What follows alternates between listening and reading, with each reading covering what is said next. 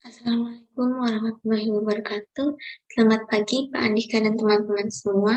Perkenalkan, saya Paramesya Tiagantari dari Angkatan 2020 dengan NIM 20463743 TP 13621. Pada kesempatan kali ini, saya akan mempresentasikan review jurnal EGPP dengan topik vitamin dan mineral.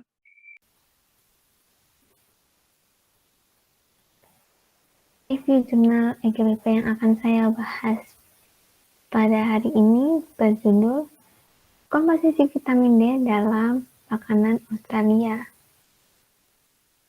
Saya akan membahas satu persatu mulai dari introduction, materials and method, result, discussion, dan yang terakhir ada conclusion. Yang pertama, introduction. Negara Australia ini belum memiliki data lengkap terkini mengenai keempat vitamin D dalam makanan. Kandungan vitamin D dalam makanan digambarkan secara akurat dengan menjelaskan keempat bentuk utamanya, yaitu vitamin D3, vitamin D2, dan bentuk terhidroksilasinya yaitu 25 hidroksil vitamin D3 dan 25 hidroksil vitamin D2. Dari 64 database komposisi makanan yang terdaftar di International Network of Food Data System, hanya negara Denmark lah yang memiliki data terkini untuk keempat vitamin D tersebut. Adanya perbedaan variasi geografis kandungan vitamin D dalam makanan antara Denmark dan negara Australia membuat Australia ini tidak dapat meminjam data komposisi vitamin D dari negara Denmark dan mengharuskan untuk melakukan penelitian tersendiri untuk menyusun database komposisi vitamin D tersebut. Database komposisi makanan vitamin D Australia berisi mengenai data vitamin D yang dikumpulkan melalui metode analitik skala kecil sehingga diperlukan penelitian yang lebih komprehensif dengan metode analisis modern.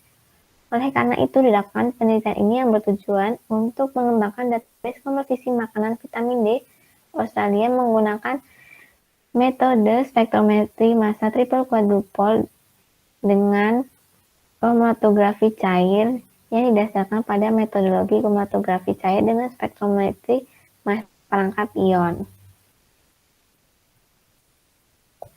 Lalu yang kedua ada materials and method. Yang pertama, saya akan membahas mengenai pengambilan dan persiapan sampel. Nah, pengambilan sampel secara terperinci ini dikembangkan untuk 98 produk makanan yang telah dilaporkan sebagai makanan yang umum dikonsumsi peserta Australian Health Survey pada tahun 2011 sampai dengan 2013. Sampel ini diambil dari 3 kota, yaitu Sydney, Melbourne, dan Perth. Pengambilan total sampel ini terjadi dalam 3 tahap untuk memperoleh variasi dari kandungan vitamin D sebanyak 896 sampel. Yaitu pada tahap pertama di Sydney dilakukan pada bulan Agustus 2018 sebanyak 186 sampel. Tahap kedua di Melbourne pada bulan Oktober sampai dengan Desember 2018 sebanyak 516. Dan terakhir pada tahap ketiga di Perth yaitu pada bulan April sampai dengan Juni 2019 sebanyak 194. Sampel yang telah didapatkan ini didinginkan dari waktu pembelian dan dikemas untuk mencegah adanya paparan panas dan cahaya yang masuk, kehilangan kandungan cairan selama transportasi. Kemudian nama produk, berat, tempat, tanggal pembelian, serta negara asal dan metode produksi yang ada dicatat. Kemudian makanan yang biasanya dikonsumsi dimasak seperti dipanggang, ditumis, dan lain-lain menggunakan metode sederhana tanpa adanya penambahan bahan lain kecuali adanya sedikit air untuk mencegah isi sampel menempel pada waktu memasak.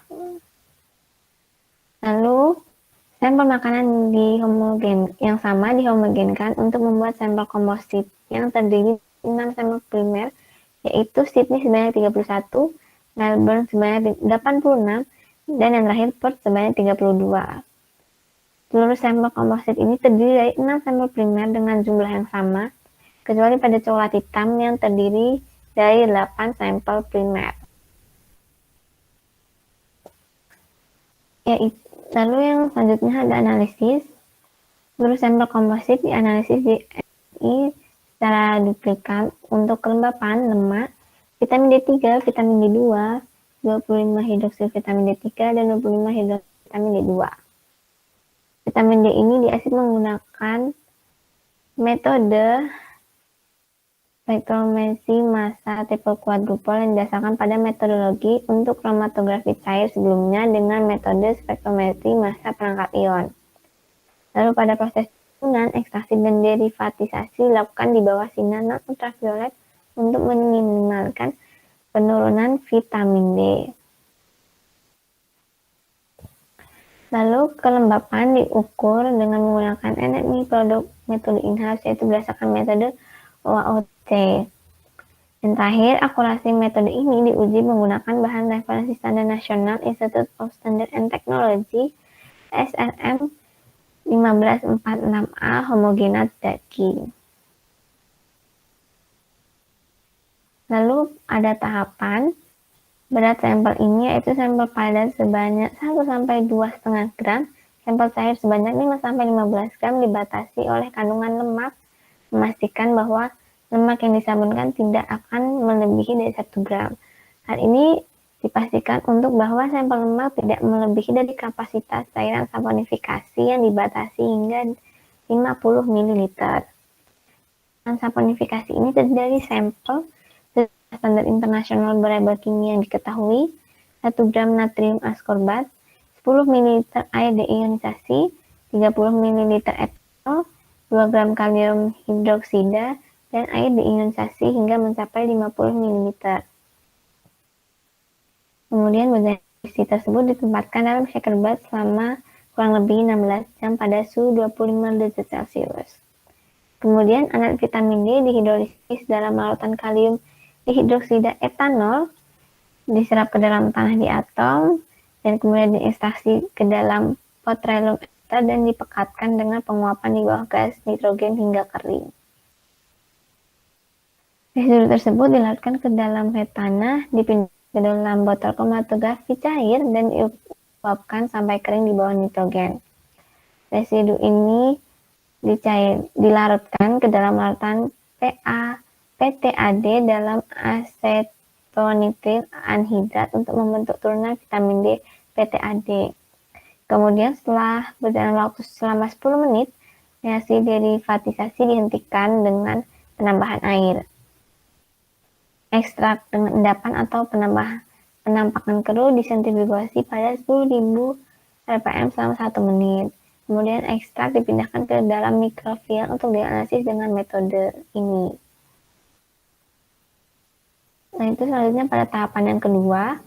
Yang pertama, vitamin D2 dan D3 dan masing-masing terhidroksilasinya dipisah dengan kromatografi fase terbalik pada kolom C18. Kemudian dijalankan 2 fase, yaitu fase A dan fase B.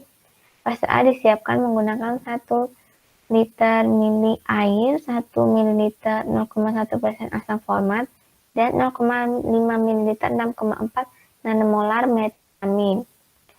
Fase gerak B yang terjadi 1 liter metanol, 1 ml asam format, 0,1%, dan 0,5 ml 6,4 nanomolar metilamin.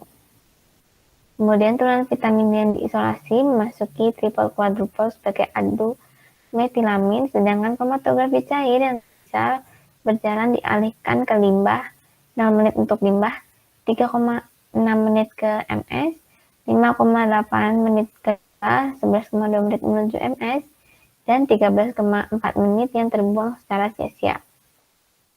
Laju aliran ini adalah sebesar 0,6 ml per menit. Kemudian standar internal dikoreksi untuk infisiensi ekstraksi, kompensasi untuk variasi injeksi instrumen, dan meniadakan potensi pendidikan matriks atau efek penekanan.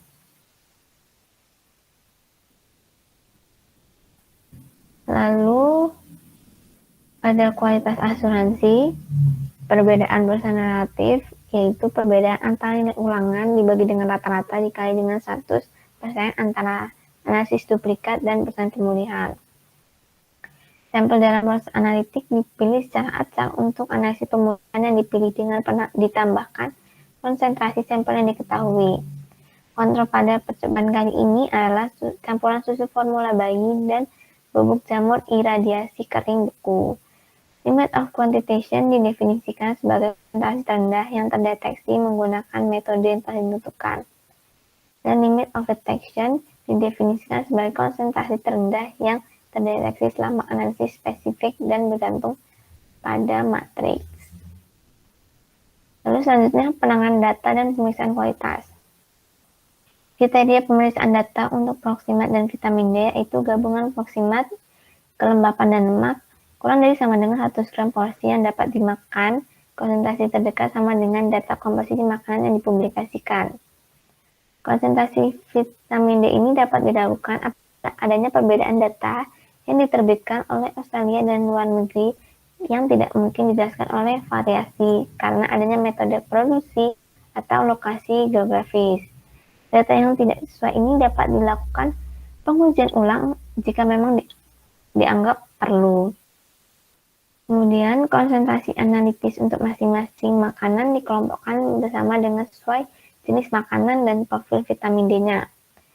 Setiap jenis makanan dihitung konsentrasi rata-ratanya untuk setiap proximat dan vitamin D dan rata-rata harus lebih besar dari sama dengan limit of quantitation-nya. Lalu, pada bahasan yang ketiga ini yaitu hasil atau result. Yang pertama, hasil jaminan kualitas. Tentang dari limit of detection adalah 0,01 sampai dengan 0,2 mg per 100 gram. Rata-rata masing-masing untuk vitamin D3 sebesar 5%, vitamin D2 sebesar 6%, 25 hidroksil vitamin D3 sebesar 3%, dan yang terakhir untuk 25 hidroksil vitamin D2 sebesar 2%.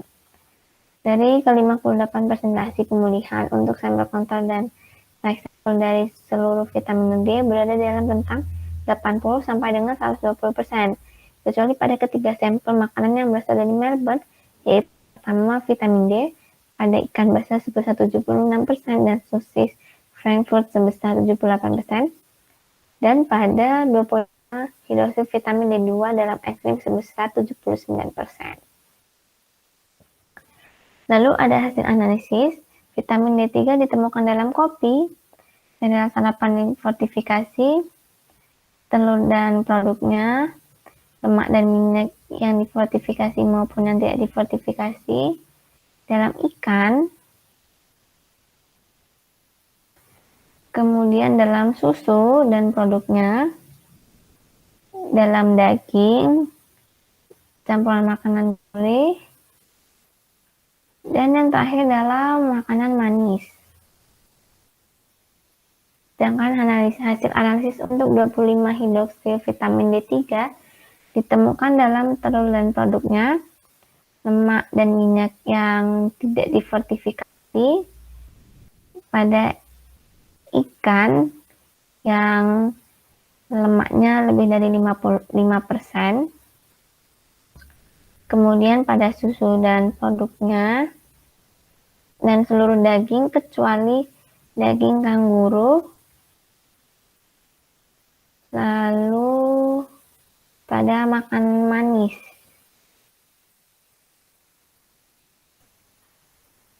Kemudian untuk vitamin D ini ditemukan dalam sereal yang diperkaya oleh vitamin D, lalu pada lemak dan minyak yang diperkaya maupun yang tidak difortifikasi, pada ikan,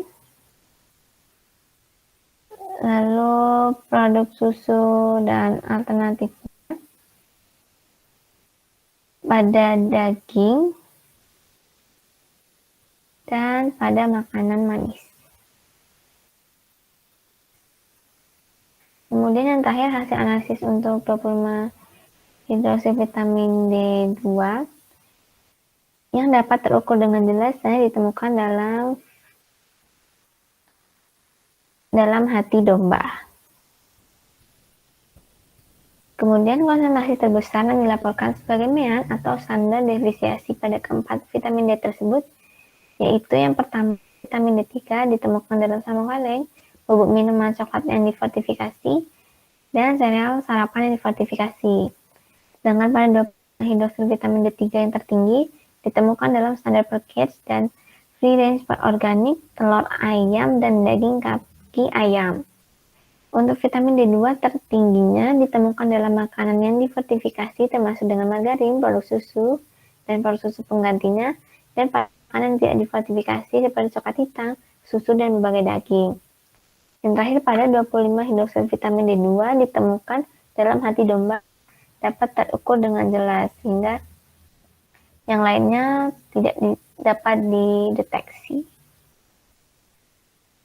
Lalu sekarang kita masuk pada discussion. Hasil validasi metode ini disajikan. Untuk metode yang baru digunakan menunjukkan bahwa metode tersebut memberikan nilai rata-rata dalam referensi NIST kisaran vitamin D3 di SRM 1546A. Nilai rata-rata metode ini untuk 25 hidroksid vitamin D3 sebesar 0,01 mg per 100 gram. Molekul vitamin D yang terhidroksilasi yaitu seperti 25 hidroksid vitamin D3 dan 25 hidroksid vitamin D2 sangat penting untuk persyaratan diet. Walaupun konsentrasi yang terukurnya ini terbilang cukup rendah, tapi kontribusinya sangat diperlukan. Secara umum, diprediksi bahwa bioaktivitas 25 hidroksid vitamin D3 kemungkinan lebih besar dibandingkan dengan vitamin D3, tapi faktor bioaktivitasnya memiliki nilai yang sangat bervariasi. Pada telur ayam, kandungan 25 hidroksid vitamin D3 yang tidak disesuaikan untuk bioaktivitas konsentrasinya lebih dari setengah konsentrasi vitamin D3. Sedangkan pada berbagai daging seperti daging sapi, domba, dan lain-lainnya, kandungan 25 hidroksid vitamin D3 yang tidak disesuaikan konsentrasinya sama atau lebih besar dari kandungan vitamin D3. Kemudian untuk kandungan vitamin D2 terbesar yang ditemukan dalam hasil penelitian ini termasuk produk daging yang tidak berkaya. Lalu pada coklat, kandungan vitamin D yang ditemukan dalam makanan yang mengandung coklat, yaitu yang berasal dari biji kakao, karena adanya kontaminasi pada jamur biji kakao. Karena keberadaan jamur tersebut menentukan kandungan ergosterol biji kakao. Selain itu, tingkat konversi ergosterol menjadi vitamin D2 tergantung pada durasi dan intensitas penyinaran matahari selama proses pengeringan biji kakao tersebut. Kemudian untuk kandungan 25 hidroksid vitamin D2 menyumbangkan 20% dari kandungan vitamin D dalam hati domba. Dan pada makanan lainnya, hasil analisis terlalu kecil untuk dihitung sehingga tidak terdeteksi. Kemudian yang terakhir yaitu kesimpulan. Seluruh vitamin yaitu vitamin D3, vitamin D2, 25 hidroksid vitamin D3, dan 25 hidroksid vitamin D2 terinjeksi dalam berbagai sampel makanan yang diuji. Keempat vitamin tersebut termasuk jarang untuk dimasukkan dalam database komposisi makanan di berbagai negara, dan salah satunya yang memilikinya hanya pada negara Denmark. Data komposisi makanan vitamin D di Australia ini mewakili pentingnya ukuran keempat vitamin secara akurat untuk mewakili kandungan vitamin D pada makanan di Australia. Berikut adalah referensi tambahan yang saya gunakan pada review jurnal kali ini. Sekian, terima kasih presentasi saya pada kali ini. Saya mohon maaf apabila masih banyak kekurangan dan salah kata. Sekian, terima kasih. Wassalamualaikum warahmatullahi wabarakatuh.